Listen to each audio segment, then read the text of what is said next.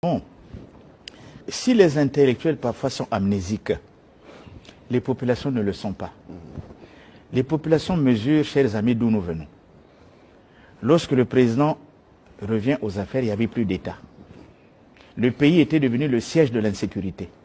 Il y avait du banditisme à tous les coins de rue.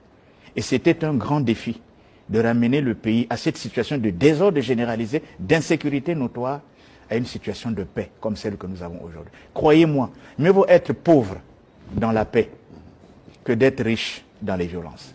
C'est d'abord l'une des actions, je crois, les plus fédératrices du président de la République depuis qu'il est revenu aux affaires.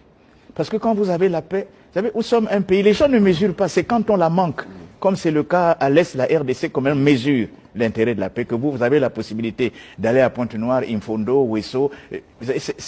C'est un avantage extraordinaire que d'autres n'ont pas.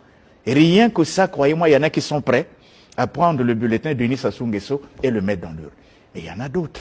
Il y a d'autres explications. Quand vous avez un président qui pense aux paysans, qui sont les plus pauvres d'entre nous, c'est son souci permanent. Vous voyez, il a dit à Madingou, je suis venu pour reprendre le contact avec la base populaire, avec les paysans. Mais c'est ceux qui souffrent le plus.